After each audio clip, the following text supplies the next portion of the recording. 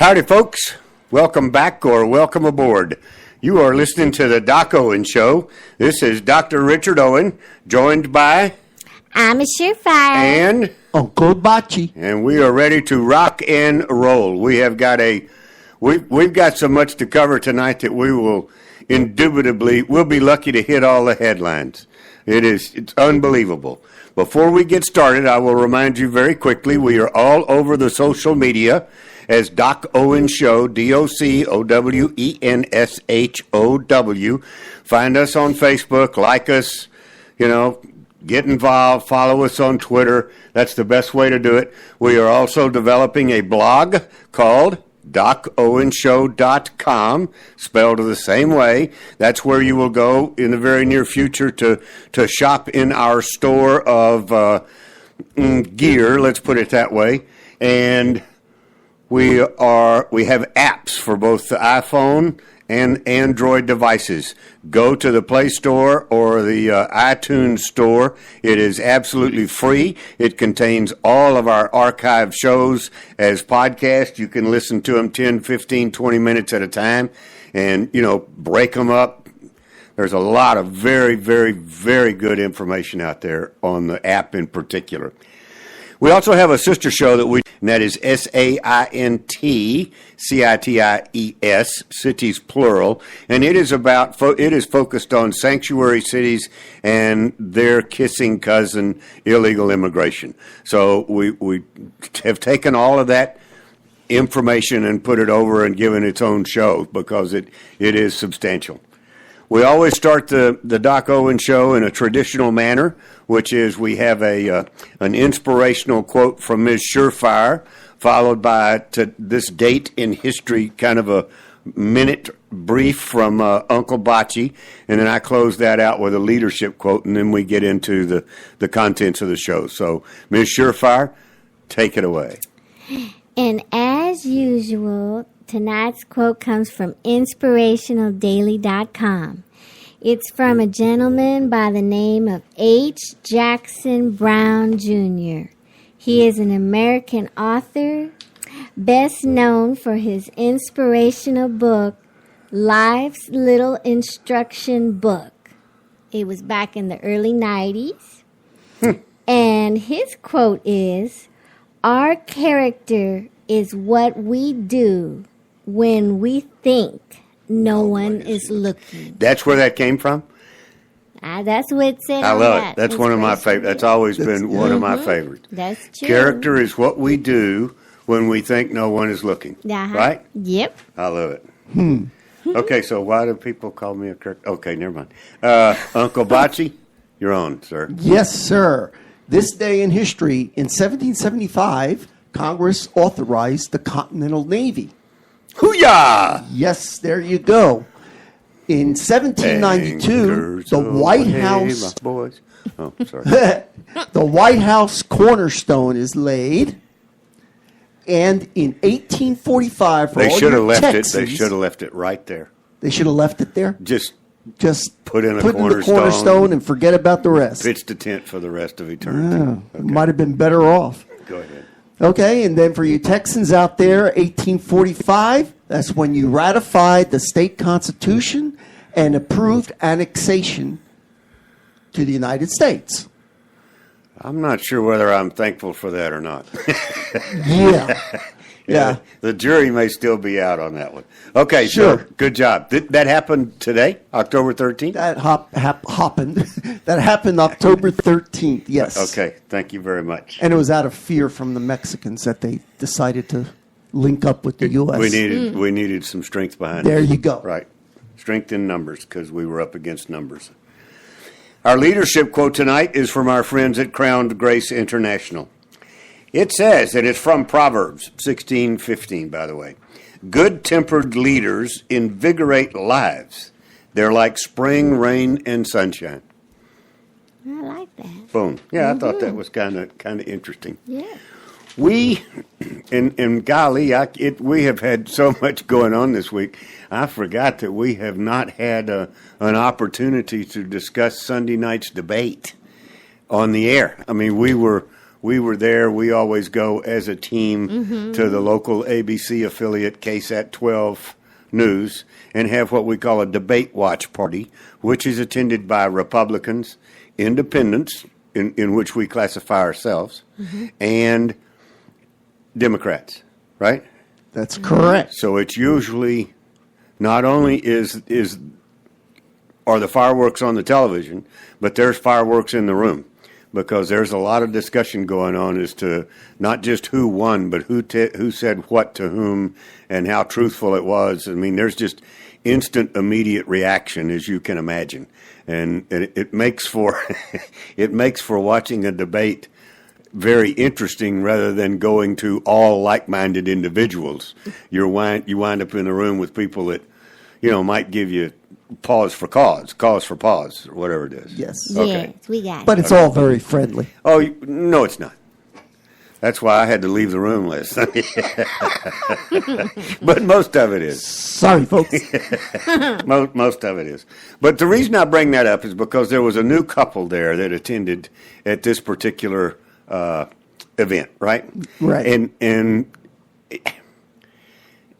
Doc is a nickname that was given to me by some friends of mine and used in I felt like an affectionate manner, so I took it on. In other words, that's why this is called the Doc Owen Show. Yes, I'm a doctor, a PhD type doctor, not medical, but it's not really to play that up. That's not the whole idea. It's just kind of a cute handle. I thought it was an interesting handle to go by, right? So I took it on and started calling myself Doc Owen, and my friends all around town know me as Doc Owen, et cetera, et cetera. No big deal. Mm-hmm. So I was introduced to this lady, this man's wife, as Doc Owen. This is Doc Owen. And when she shook my hand and gave me her name, she immediately said, "Oh, yeah, like the Seven Dwarfs."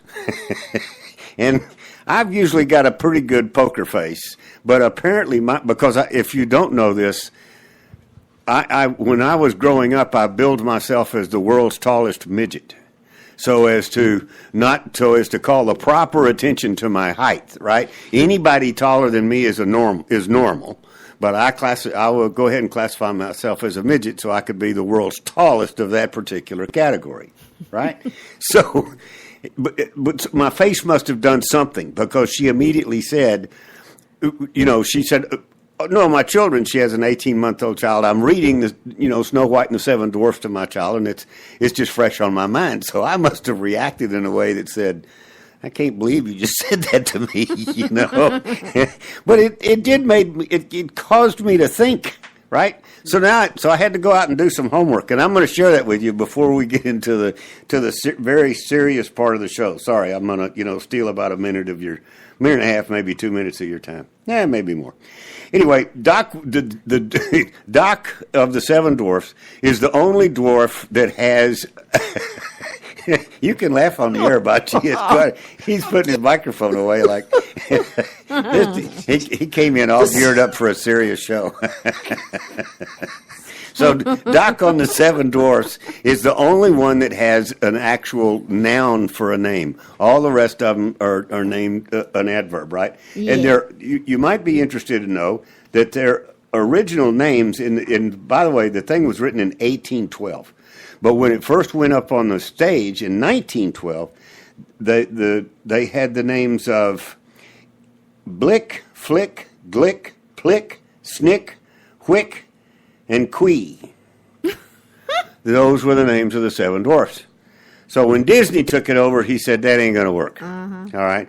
So Disney is the one that came up with the ones that we have today. I don't even remember all of them, and I'm not going to read them. Well, here they are, but never mind. But Doc was originally, yes, a doctor, a medical doctor, but his stethoscope kept getting tangled up in his beard and his outfit and everything. So they took the stethoscope off and made him like a PhD doctor, which originally back in 1850, a reference to Doc was a reference to a medieval philosopher. That's what it meant. Long before it had any reference to a medical doctor whatsoever. Like doctor of philosophy. Yeah, but I think but the nickname doc more refers to a PhD type person, because medical doctors, I think they get offended when you talk about them in that manner. So to celebrate, I had to give it some long, hard thought. As you know, that instrumental that you hear at the beginning of the show is the one that we had made, and it is an instrumental version of "Rock Around the Clock" with Doc, which to me, rock, blah blah blah. The old Haley. What's the guy's? What's the Bill Haley? Bill Haley. That's what I was trying to. Right. And That's now I'm beginning to talk like so. I did go out and get a couple of sound bites. I had to listen to them just to see if I wanted to change the theme song of the show. So let's listen to the first one, which is basically I googled the Snow White and the Seven Dwarfs theme song, and this is one of the ones that I came up with. So go ahead. Hi ho, Hi ho. hi ho. Do you want me to play the second one right away? Hi ho, hi ho. It's home from work we go. Hi ho, hi ho, hi ho, hi ho, hi ho. It's home from work we go. Hi ho, hi ho.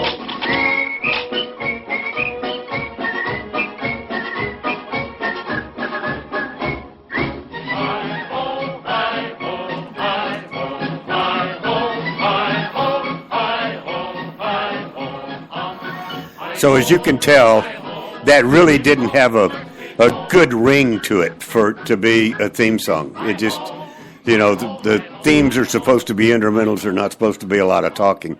So I had to dig a little deeper before I would completely let this subject go. And so I went out and I found a YouTube clip. And by the way, thanks to Walt Disney, these are all copyrighted materials. I guess that, if I'm going to get sued for using 45 seconds of your material, it's the best thing that could ever happen to my show. I apologize. Thank you, Walt. So now we have a little clip of what they call Doc-isms, and these are the way that Doc, the Seven Dwarf, talked. Go ahead. You're Doc. Why, yeah, that's true. The lid slide, the light slip. We'll squeak up, sneak up. Come on, man. Careful, man. Search every cook and nanny, hook and granny, crooked search everywhere. Look what's happened to our table. One of us has got to go down and chase it up, up, down. well, my dear princess. Well, when? You said when? Why? Last week, why? Recently. Yes, recently. Can you make dapple lumplin? Lumple dumplings? Apple dumplings. Yes, crapple dumpkins. Get him up on the dump, get him up, Don't get excited. In a pig's eye, a sty. No, I mean, look out, in a pit. What do we do? No, we're not. We're bad as cornered. No, as bad as, what was I saying? Nothing. Just standing there sputtering like a doodle bug. Who's sputtering like a spoodle duck? Who's a gutter? Oh, shut up. So, as you can tell, I work very hard not to present that image, at least for 1 hour or 2 hours a week when you hear me on the radio. Other than that may be the image that folks have of me, is the stuttering, sputtering, that's the way I usually do it, but somehow people understand. We have continued this entirely too long, coming up to our little 15-minute break before Uncle Bocce gets into his 8 to 10 minutes of history. Bocce, I stole your time. I'll give it back to you right after the advertisement. Is that okay? Good. Okay. Miss Amma, let's hear a word from our sponsors, and we'll be right back. Did you ever look at the stains in your coffee cup and then realize that's exactly what happens to your teeth? Paraswabs is the 5-minute solution to get your teeth white without visiting the dentist. This is John Greenhut, the CEO of Paraswabs. And if your teeth are stained from coffee, tea, or smoking, all it takes is 5 minutes with Paraswabs. In 5 minutes, you'll see an average of 2 shades whiter teeth, and in 7 days, 6 shades. It's clinically proven to whiten natural teeth as well as caps and veneers. The secret is a tooth detergent that was developed by Dr. Martin Ginniger that lifts stains off of your teeth. Best of all, there's no messy strips or trays that you have to leave in your mouth for an hour. Just swab your teeth for 5 minutes and you're done. To try Paraswabs risk-free, call 1-800-975-4583. That's 1-800-975-4583. I guarantee your bright white smile will have your friends talking about how great you look. Try it risk-free today. 1-800-975-4583. That's 1-800-975-4583. Howdy, folks. Welcome back or welcome aboard. I can now go back to being a 6'6" Texan based on my voice. We are going to dive into Uncle Bocce's brief, which is he continues to walk us through the annals of history in this country prior to it being called the United States. So, Uncle Bocce, where are we? What are you going to teach us tonight? Okay, tonight we're going to finish our African American history. We're going to stop at a point, and of course, as we go through history more, there will be more about their particular history. Okay. Now, as people come to this country, Where am I chronologically? What years am I in? Just well, out of here, do you know? we're going from the beginning To the end. to almost the end. You know, Start up to calling you almost, Doc. almost today. Yeah. Okay, So, okay. as new peoples come to this country, they bring along with them a lot of the culture and the Okay, language. that's and, the connection. That's the connotation. Yes. That's the gist of okay, exactly. I got it. And although the African American culture is very distinct, it yet is a significant part of the overall American culture. Now, the African cultures came by slavery, slave rebellions, and the civil rights movement. They've all shaped the African American, their religious feelings, their familial, political, and economic behaviors. Let's look at some of the things. The Africans, since they weren't allowed to learn English, eventually some of them did, they kept their history alive through folk tales. They talked, they spoke about all these different stories. And it's very interesting, some of the folk tales that we know as part of the American culture, passed through generations and generations. But examples of African American folk tales include a trickster such as Brer Rabbit, the heroic tales of such as of John Henry, who it's a folk tale. He's a folk hero, and he was a guy who cracked rocks and built, tunnels. big bad John. Yeah, there you Is go. that who it was? Yep. Okay. And also we know Uncle Remus. Yeah. So those are all very much a part of the American culture. As far as language is concerned, you wouldn't believe, but there are Do you hundreds. think that they still? Pardon me. Yeah, go ahead. But do you think that they still talk about Uncle Remus and Brer Rabbit in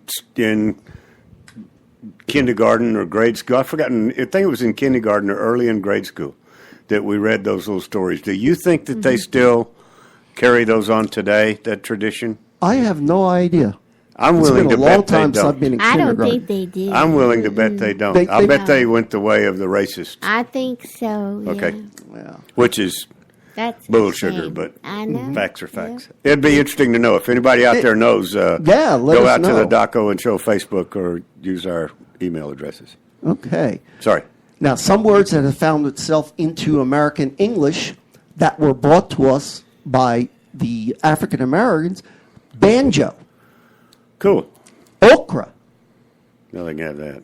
boogie, bodacious, bozo, brer, bronco, buckaroo, cowboy.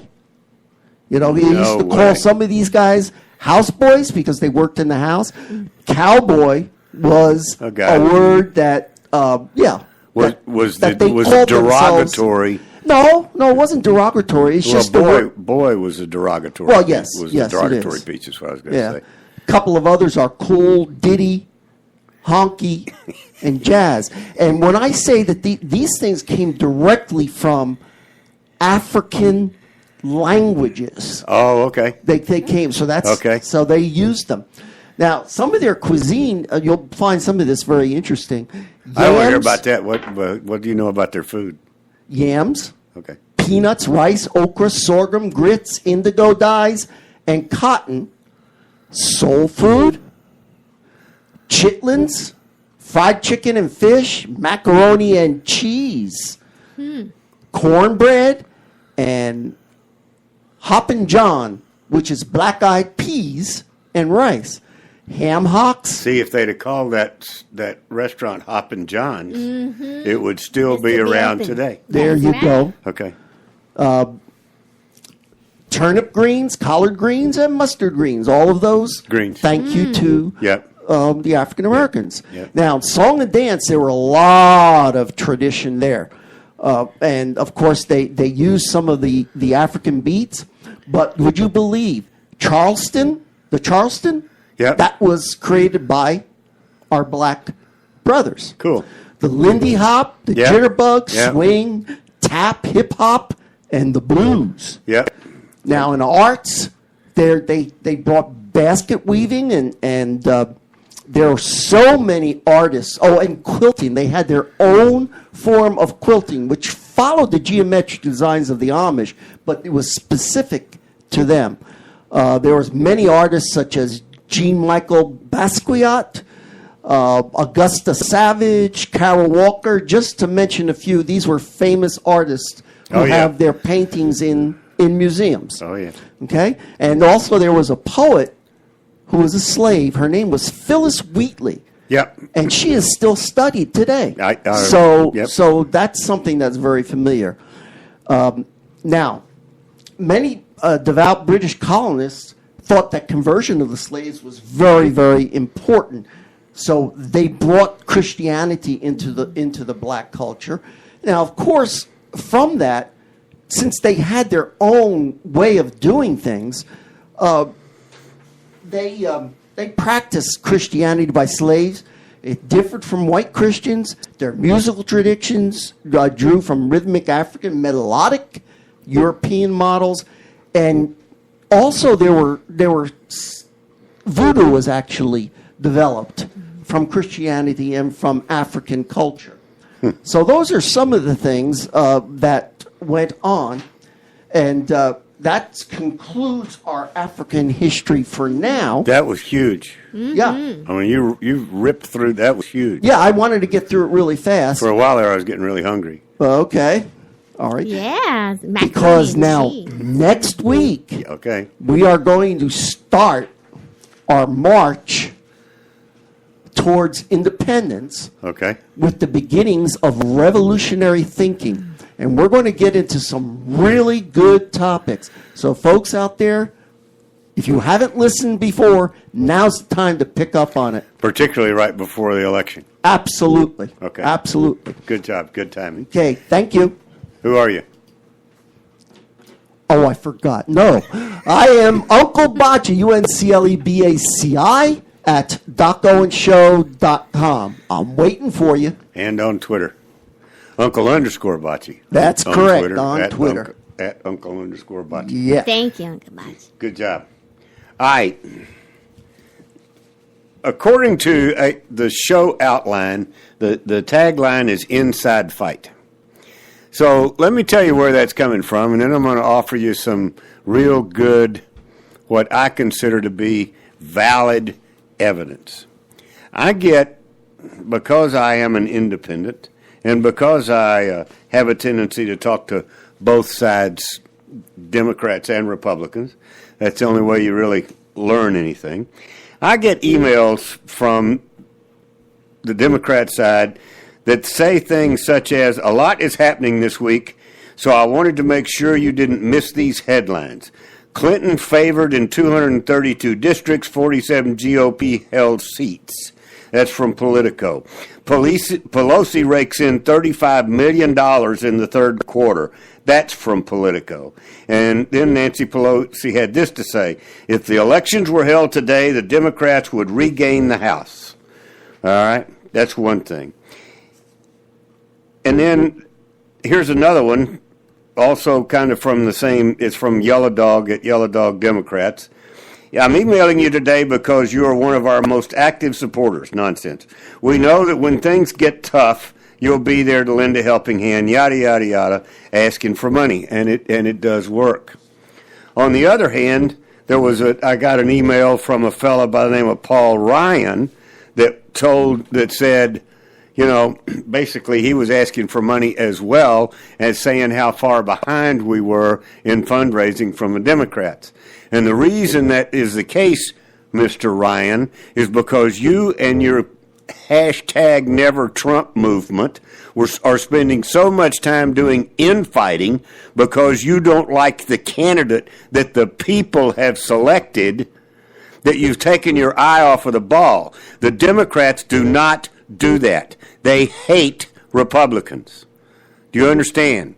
They hate at the top of the ticket all the way down to the last voter going in the polls right before closing time. Democrats hate Republicans. Republicans don't do that. We spend way too much time infighting, and that's why they have a tendency to kick the Republicans' butts, is because that doesn't mean they don't have differences, as witnessed by their emails, as witnessed by WikiLeaks during this election cycle. Mm-hmm. We all knew it was going on, and now we simply have email proof of what was going on. But by golly, when they turn around and face the camera, guess what? They don't do it. When one of their candidates messes up, or let's say when the Republicans come up with a 10-year-old film, a 10-year-old clip about a Democrat, their first reaction is not to turn their back on that Democrat. Their first reaction is to circle the wagons around that Democrat and make a fool out of the Republican that brought it up. And for instance, the tape, the recording that came out about Trump's locker room talk on a hot mic, right? First of all, the very first thing he did when that came out was to apologize. The very first thing he did was to admit his mistake and apologize. You can do nothing better. That's that right. was It wasn't just smart; it was heartfelt, and he regretted it. But he also wanted you to understand the circumstances, the context in which the words were spoken. Right. Right. Mm-hmm. And Paul Ryan, I'm going to keep picking on this guy because he is the head of the House of Representatives. He is in a responsible position. And in that responsible position in the party, it is his frickin' duty to make sure that we circle the wagons around Mr. Trump, whether you like him or not. That's right. It's not about Mr. Trump. It's about us, idiot. It's not about you. It's not about Trump. It's not about any other candidate. It's about us, the people. And we put him up there, and you better protect him. And you better do everything you can to help him get elected. And they're not doing that. They're not doing that. No, they're not. I am tired of the inside fighting. The inside fighting, if any of you care to know, is exactly why Mr. Trump is the candidate. Mm-hmm. That's correct. Bingo. Mr. Trump he's not perfect, but he is anti-establishment. Both sides, Republican and Democrat. If you haven't figured it out, that's what he is. He represents anti-establishment, and the establishment is scared to death of him. because some of them on the Republican side are just as guilty of malfeasance and borderline treason as the Clintons are. Amen. They're all in it together. So, anyway. So please, go vote. Take somebody with you. You know, friends, don't let friends vote alone. Mm-hmm.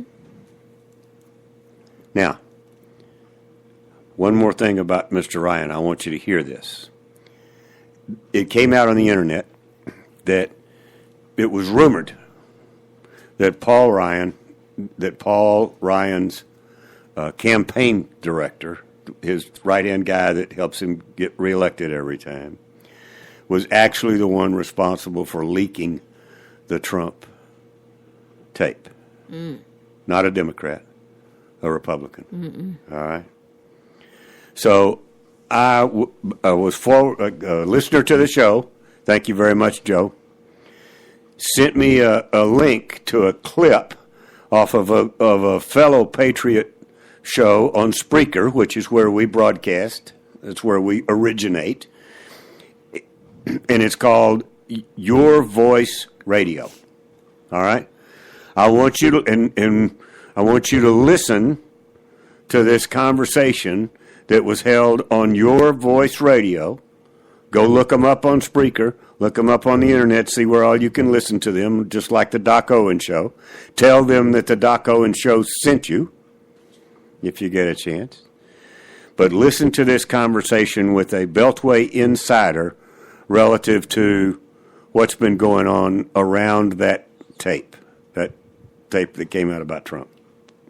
Take it away. Good evening. We have Jack Posovic with us once again from Washington, D.C.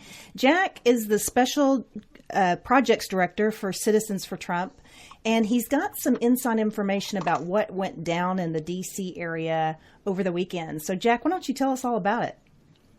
Hi, Carrie. So, yeah, I'm down here working out of the D.C. office for Citizens for Trump this weekend, and wow, this is probably one of the more electric and roller coaster kind of weekends I've ever seen in a presidential race. I've never really seen something quite like this.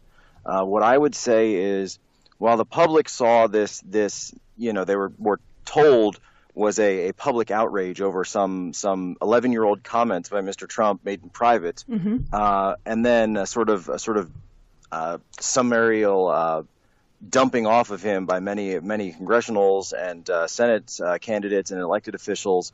What we actually saw from the inside, and what I'm hearing now, piecing together from what was going on, was that this was actually an attempted coup, an attempted coup of the GOP establishment reasserting themselves over, the party that they really feel that they've lost, and in some ways are very correct on that. Yeah.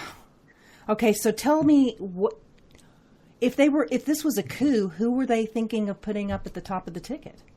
So I've been able to piece this together from a network of contacts and high-level donors and just other folks that I know from my time as a political staffer and an operative here in the Beltway and in other places. So they were basically going around telling people this, that Donald Trump is going to drop out of the race, and that if you want to unendorse Trump, you better do it now, so that when he drops out, you won't look like you ever stopped endorsing him and the Democrats can't hit you. You follow me? So all these people thought that Trump was going to drop out of the race, all these elected officials. So before the hand, they, trying to look like they hadn't, they had the inside scoop, they all started unendorsing him. And then they were told, well, here's how it's going to work. Trump's going to drop out of the race. Pence will move up to the top of the ticket. Now, Pence was not involved in any of this. Pence would move up to the top of the ticket, and then they knew that Hillary was going to win, quote unquote, and that the plan was Ryan Rubio 2020. Okay, a question. They said that Trump was going to drop out of the race. Did they think he was going to do this of his own accord, or that he was going to be forced out?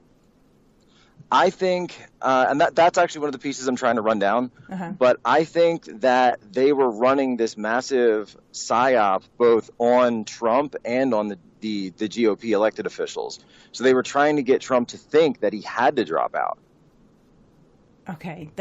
They were thinking that they were going to shame him out? based on these tapes. And they were thinking, and they were telling Pence the same stuff through other channels. So a lot of people started questioning all of a sudden, where's Pence? Where's he going? What's he doing? But then if you actually notice, and I actually took it to this level of looking up the flight plan for Mike Pence's plane. And when all these people were saying that Mike Pence is dropping out, he's not going to go to do the event, he's not going to do this, he never once changed his flight plan. He never changed his flight plan from, he was originally going to go to a fundraiser for Mr. Trump in Providence, Rhode Island. He attended that fundraiser. He spoke very highly of Mr. Trump there. He had a rally the day after the debate on Monday, and he again spoke very highly of Mr. Trump there. So the GOP that were, sort of wing of the establishment that was pushing all this stuff has a ton of egg on their face right now because they've been their lies have now been exposed for all to see.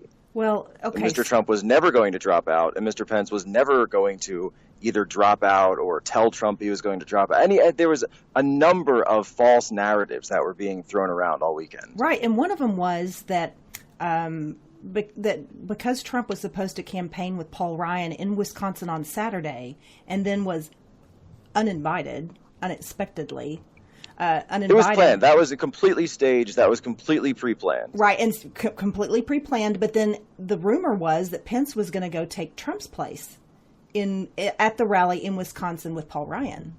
And was that and that was never ever going to happen? That was just a rumor. I think Pence really did intend to go at one point to represent Mr. Trump, and I believe that Trump asked him to not attend the event because it was learned that the tape was initially leaked by a Paul Ryan staffer. Okay, so instead of, it looked for a minute over the weekend, if you were kind of paying attention, it looked for a minute that Pence was distancing himself from Trump, but what really happened was that Pence was distancing himself from Ryan. Is that right? Exactly. Okay. Exactly. Okay. So the idea was that they were trying to orchestrate it so that Trump would drop out, right? Pence goes to the event, and then Ryan becomes the kingmaker because Pence goes to the Ryan event and then becomes the nominee there, right? You see how that was supposed to play out? Yep. But Trump and his people and some of us on the inside who are true believers, as we kind of call ourselves, got the right information to the right people about what was going on and said, no, don't go to that event. Just do what you were going to do. Nobody's dropping out. None of the voters actually care about this thing. This is all in everybody's heads and all that the media is pushing. Right. I was so pleasantly surprised, Jack, by how Trump supporters on Twitter rallied around Trump on Saturday.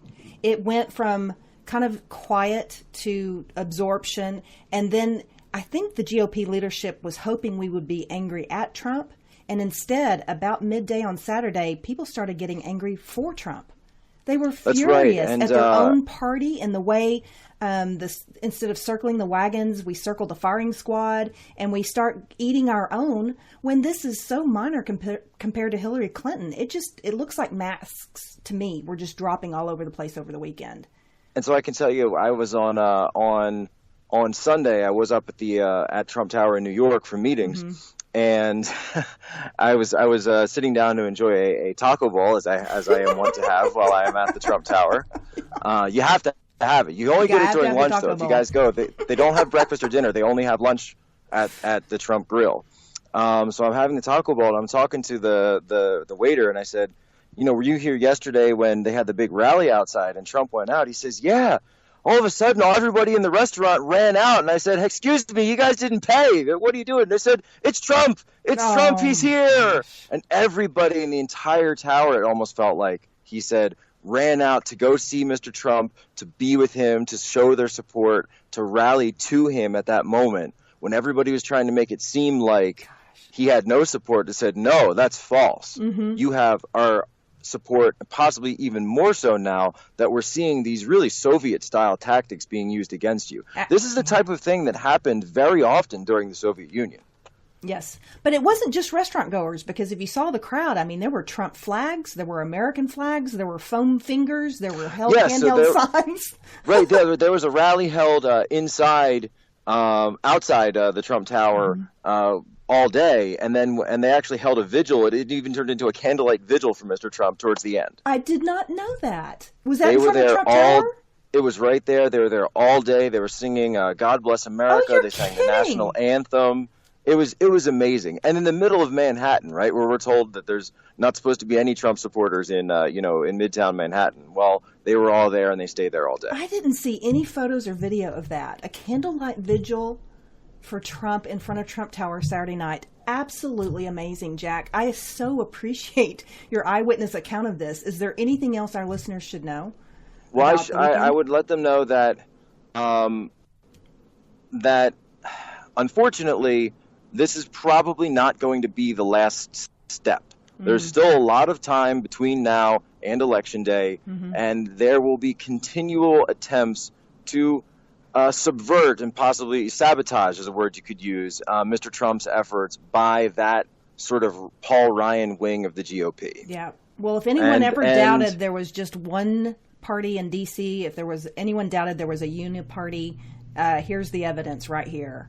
Right, and so there's who knows what other old tapes or old pictures or something that they're going to have and throw out there, but whatever it is, it doesn't change the fundamentals of the race of who Donald Trump is and who Hillary Clinton is. And if I could say one other thing to everybody, and I know Bill talks about the polls and how Mr. Trump is actually winning when you adjust for the bias and the skewing, and he's 100% correct on that. But I would also say if Hillary Clinton were truly leading by 11 points, as NBC and The Atlantic are trying to tell us, then why would they all be fighting Trump this hard? That's a great question. And another question is, why would anyone entertain for a second who's been paying attention as to the kind of man that Trump is, think for a second after putting $100 million of his own dollars into this race, think that he would drop out? Mr. Trump is not entertained for a second. See, the New York Times and Politico and Washington Post always claim to have these false sources, these unnamed sources. And, we have a source here. We heard Trump was so upset and Trump was to drop out and this and that. And these are false stories. I've talked to people that were with Mr. Trump during the time, and he said, no, he didn't have the TV on. He was on the phone with people. He was talking to people. He was working. Yep. It wasn't. They tried to paint this picture of a lonely old man watching television and scowling, like a Ebenezer Scrooge type or something, and that's just not who Mr. Trump is. And if anyone's ever met him or seen him on TV, that's the guy he is in real life. Yeah, and if Paul Ryan thought for a second he was going to be able to do what Trump has done, fill stadium after stadium, day after day, with the kind of support that Trump has, he's the one that's just delusional. Right, and I can't even imagine. This honestly shows you how much of an echo chamber so many of these people live in and how bad their personal information gathering networks are, I should say, because they actually thought that Paul Ryan would be a viable chance for president in a national campaign, and it's just simply not possible. It's not possible. He's open borders. That cat is out of the bag with Paul Ryan. Open borders. And Trump is winning on the wall. I mean, how more out of touch can you be? Well, Jack, anything else you want to say to our listeners real quick? How can we follow you on Twitter? Sure. So you guys can follow me on Twitter. It's Jack Posobiec, Posobiec. Our website is citizensfortrump.com. We've got a lot of stuff going on. We're partnering with Roger Stone. We're partnering with Mike Cernovich for a lot of Get Out the Vote efforts, the MAGA 3X effort, the Stop the Steal effort, ways to do not only get out the vote efforts, but also to do poll watching and, believe it or not, exit polling that we're going to be doing nationally in target districts. Excellent. Now, I can't tell you publicly. Maybe we can talk offline. I can tell you what our methodology will be for our exit poll, but it's a little bit different, and we're coordinating in such a way with an algorithm Mr. Roger Stone has come up with that will actually be able to expose whether or not voter fraud is going on. Interesting. And if there is voter fraud going on, is the Trump campaign handled to do something about it? I have not spoken to the Trump campaign directly about that. However, I do know that there are teams being assembled of lawyers, and people are looking at the recount laws in every state, which would allow for, if there were an issue regarding a voter irregularity of the numbers within certain parameters, and it varies from state to state, but what exactly would need to be filed and in what time period would that need to be filed for a recount to take place if we view there being any situation where we feel that voter fraud has taken place and it's robbed the people of their vote. That is incredibly good to hear. Jack, we always thank you for your time. Keep fighting the good fight, and we'll talk to you again soon. Thanks. Great to hear you guys. You too. Take care. Bye-bye. Hi, I'm George Foreman. Do you have an idea for a new product or invention? People ask me all the time, George, how do I get my idea in front of companies? How do I get a patent? What do I do next? Do you have the same questions? I'll tell you like I'll tell them all. Call my friends at InventHelp. Call InventHelp today for free information. InventHelp can submit your invention to companies who are interested in receiving new ideas. Call 1-800-352-3127. Again, 1-800-352-3127. A fee-based company. Hey guys, Pastor Greg Locke here. So I'm going to go ahead and say this in regards to the election. Our country is in a mess. If Hillary Clinton gets in the White House, there is going to be an uproar. If Donald Trump gets in the White House, there is going to be an uproar. If Obama pulls some political shenanigans, calls martial law, and stays in the White House, there's going to be an uproar. No matter how we slice it or dice it, America is in an absolute mess. The Bible boldly states that the king's heart is in the hand of the Lord, and as the rivers of water, he turneth it whithersoever he will. The only hope for the United States of America is the mercy and the grace of Almighty God. I'm telling you right now, Christians need to get their head out of the sand, get their nose into the Word of God, and understand that days of persecution are well on their way. Days of difficulty are well on their way. I will say, from my vantage point, I believe if we vote for Donald Trump, we may get a few more years of grace and mercy and religious freedom. I'm convinced if we vote Hillary into the White House, we will immediately get the judgment of God and more persecution than we've ever imagined. But at the end of the day, regardless of who gets in the White House, they are not going to politically heal the deep wounds that we have in this divided nation. I will say, however, that the alternative is not to sit at home and not vote. I find that very foolish and extremely irresponsible as a citizen of the United States, especially somebody that would call themselves a biblical Christian. If you're a biblical Christian, then vote biblical values, ladies and gentlemen. And let's not be so naive as to think that we get to vote up and down the ticket, or we get to write somebody in, or we get to vote for some independent candidate. I'm telling you, there are two candidates and only two that you're going to be able to vote for. We've never seen an election like this. You are either going to vote for Hillary or you're going to vote for Donald Trump. And I'm here to tell you, by staying home, by writing anyone in, I'm telling you right now, you will be automatically voting for Hillary. There is no way around that truth. I mean, good grief, if I thought somebody could have their name written in and win, then I'd throw my name in the hat and go for it. So, folks, it's down to Trump and Hillary. Neither one of them are perfect candidates. But I'm here to tell you, I will take someone whose defense mechanism is to arrogantly defend themselves over someone whose defense mechanism is to arrogantly deceive the American people consistently. I'll take a few childish tweets and some elementary comebacks well over someone that believes in butchering babies. So again, folks, regardless of who gets in, we're in for a ride one way or the other.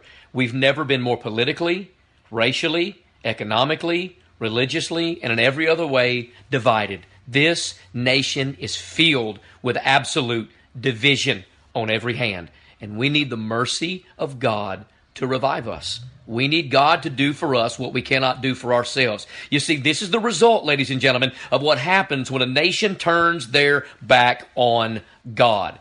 They get what they ask for. So to all of you God haters and Bible deniers out there, I want to remind you, every time you spend a dollar bill, it still says, "In God we trust," and we still put our hand over our heart and we say, one nation under God. We've got to get back to the fundamental basic principles of the Word of God so that God can do something in this country, because it's not going to be a White House issue, it's going to be a God's house issue. Christians, let's pray, let's fast, let's preach, let's stand up and stand out, speak up and speak out, get to the polls, let's vote biblical values, and let's move forward and take this nation back for the glory of God. Folks, I don't recall whether Greg Locke introduced himself at the beginning of that clip or not. We have had him on the show. We will have him on the show again very soon. But as long as the Doc Owen Show has friends like Greg Locke, Pastor Greg Locke, and District Attorney Nico LaHood, we will be just fine. These are very passionate, well-informed, God-fearing Americans, young people. It's the next generation of leaders, and we are a very proud and humbled to be able to bring them to you. It's really cool. So it's been a very kind of a tipsy-turvy show. We've been talking about infighting. We've been talking about a lot of things leading up to the election. I think Greg Locke is 100% correct. That's why we put it in there. Doc Owen Show has been saying it for quite some time. No matter who wins, it's not going to be pretty. The aftermath is going to be tough on a lot of people, no matter whether you voted for the person that wins or not. I think that, one of the theories that's out there that I think you may have heard something about in the clip from Your Voice Radio was the fact that the reason that the Never Trumpers are trying to undermine Trump and give the election to Hillary is because they know that we are set up for a very tumultuous economic time after Obama leaves office. Mm-hmm. Everything about Obamacare triggers after he leaves office, and they all helped pass it, right? Mm-hmm. So they don't want a Republican president to take that hit of what's going to go on, what the next administration is going to be faced with. I think Donald Trump knows how bad it's going to be, and he thinks he's up to the task. That's all I'll say about that. You know what I'm saying? So a lot of the Never Trump troops are about protecting the Republican name from taking the hit that's going to go on as a result of the past 8 years. And that is the way it works. It does have a ripple effect. It will take up the entire first administration of whoever wins just to try to keep it stable. Mm-hmm. And on the good side, 100,000 Pennsylvania Democrats have switched to the Republican Party. That's significant. In Pennsylvania, 97,603 so far. Democrats have switched over to the Republican Party this year alone. On top of that, the Republican Party of Pennsylvania has seen over 243,000 new voters since November of last year. So the Trumpinator what he says is happening is happening. It is happening. Mm-hmm. I mean, he's just wiping the floor with the establishment and bringing people over to the Republican Party. On that establishment note, before we sign off, can I just say one thing? Yes. Okay? You establishment people in Washington, D.C., all of you, you are a bunch of weasels. And you know what a weasel does? A weasel sucks the life out of its prey. And unfortunately, the American people are the prey. And these people are sucking the life out of our country. They need to be disemboweled or something. Thank you. Okay, so Pastor Greg Locke just took over Uncle Bocce. Good job, Bocce.